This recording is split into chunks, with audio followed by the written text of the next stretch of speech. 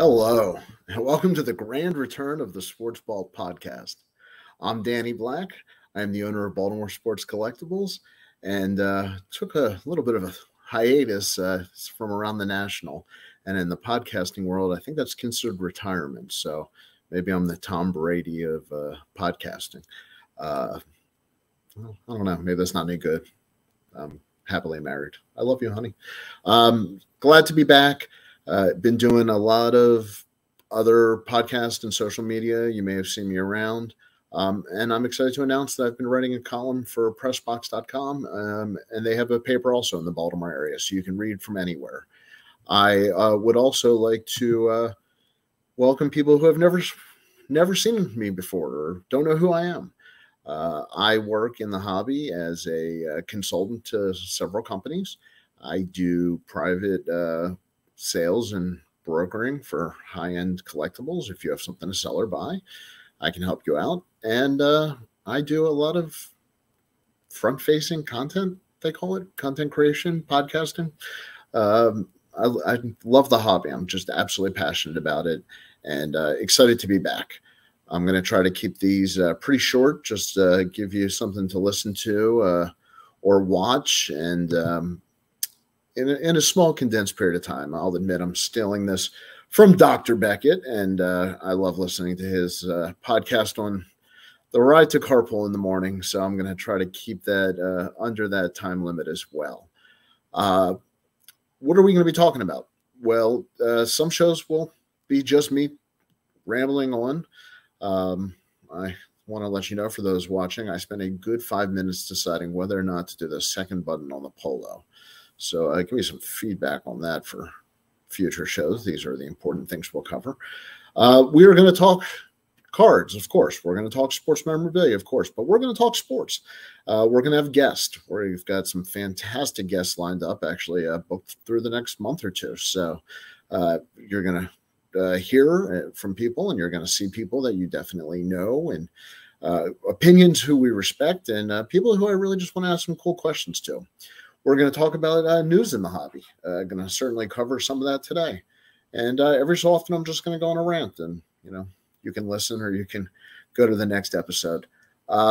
Today, I want to talk about just kind of a summary of the hobby, kind of the off season after the National. A lot of this has been covered, I think, in individual, but, just kind of giving an overview of what's going on, in my opinion. The National was the end of July. And Fanatics has been the biggest story, I think it's fair to say, in the hobby. For those of you who are not clear on the details, Fanatics is a very large company. They bought the rights to make cards for MLB, NHL, and not NHL. Upper Deck has that, and they're going to retain it for MLB, NFL, and NBA. The MLB license was going to kick in, I think, in a year or two.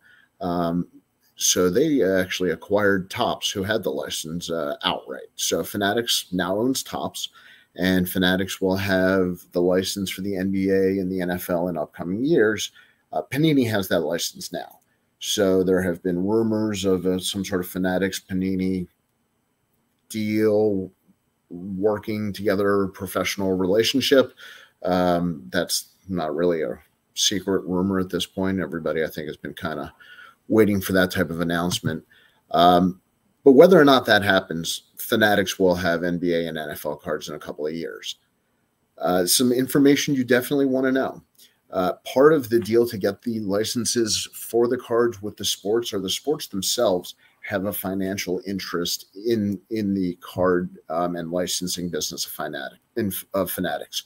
So if Fanatics makes money off the cards, the leagues do as well. So they're involved in that, and that's something that they were not before.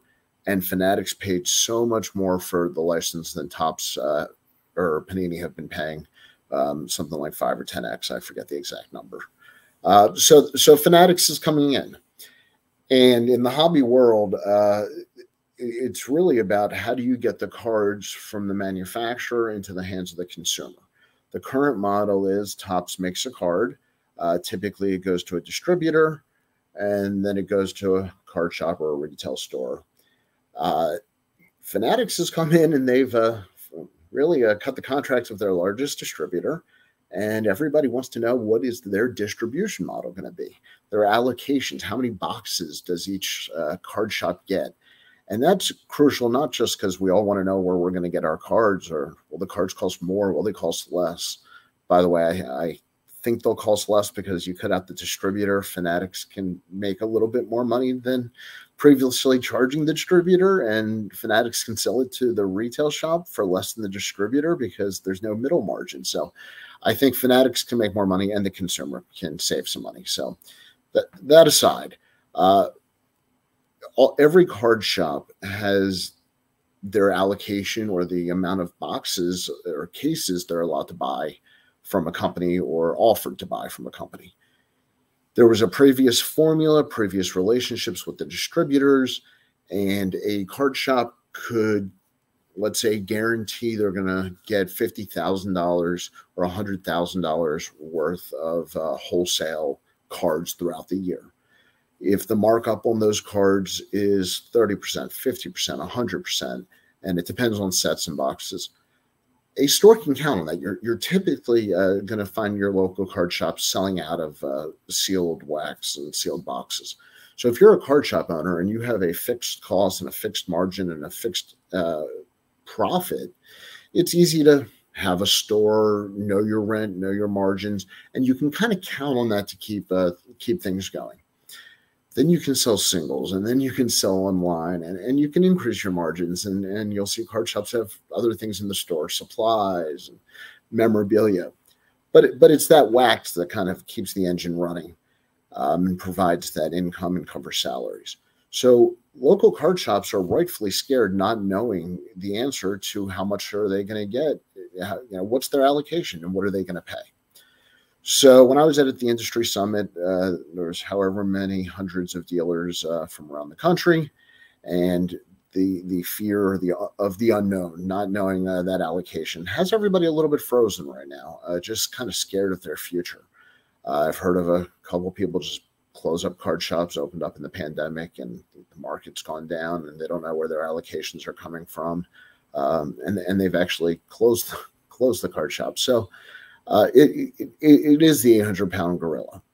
And the other thing that's going on right now is you're seeing the grading world. Prices, I mean, gosh, has this changed from a couple of years ago? PSA, a couple of years ago, completely shut down because they got too much business, and they reopened with very high pricing. Well, now you're seeing PSA, BGS, SGC, CGS all lower their prices, and it's a fight to that $18 to $30 range, depending on which company and which service for most of the entry-level services. And everybody's calling it a fight to the bottom, or a fight to lower the prices. I actually have a little bit of a different perspective. Yes, they're fighting each other for pricing, but everybody kind of knows that the return on their investment is going to be with PSA on most cards.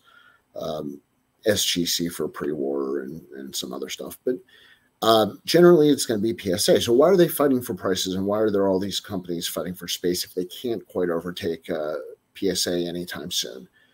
Well, if you look at the current models, and let's just look at Collectors, formerly Collectors Universe. So Collectors has formed a relationship, and they've purchased a number of companies. So Collectors owns PSA, they own Golden, they own Card Ladder, and they have now a relationship with PWCC and the Vault.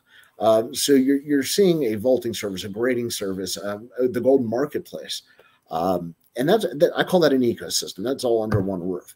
And so when you look at all these different vaults, you keep hearing about the eBay Vault, and they have a relationship with CGC, and they want you in their ecosystem. Once your cards are in the vault, it's hard to get them out cheaply and quickly. So if you keep it in the vault, you can sell it to somebody else in the vault, you can buy cards in the vault, and you stay in their ecosystem. So I think the lower grading prices are really a loss leader. Send the cards to us and keep it in the vault, no vault fees, for however many years. And I think the goal is to monetize the back end of it, is, make money on the transactions. Eventually there will be vault fees. And if you ever take your cards out of a vault, there are fees to take your cards out of the vault, and oftentimes actually taxes on taking the cards out of the vault, where you may not pay the taxes for the cards going into the vault. Just something I see developing. I think it's going to be one of the bigger stories of 2023 are these ecosystems. I think you're going to see more mergers and acquisitions in the hobby. There's a lot of smart young people who have entered, and a lot of talented people with companies that are doing some amazing things. And you're going to see some of the larger companies buy up this brain power and talent and product. So prices may be a little rougher in 2023. If you've bought at the peak of the pandemic market, it might be time to evaluate liquidating some of those cards while you still can. I think the junk parallel era is going to come to an end. So all that being said, I am very bullish on the volume of transactions I expect in 2023, a normalization of prices, and opportunity to buy. So all that I think is positive. But just the ecosystems and the fanatics, I think, are really going to be the dominating story. So all that being said, it's good to be back. I hope you enjoyed listening for a little while. I'm going to try to do these as often as I can. And like I said, we're going to have some guests on, and you're going to certainly be able to participate. Please, I'm on Instagram, Twitter, @SportsBalt. That's SportsBalt, short for Baltimore. And feel free to send me a message, ask me a question, and I will certainly respond on here. Please click like and subscribe. No secret there's an algorithm behind this, and I would love to talk to as many people as possible. So feel free to follow me on social, read my stuff at pressbox.com, and good to be back.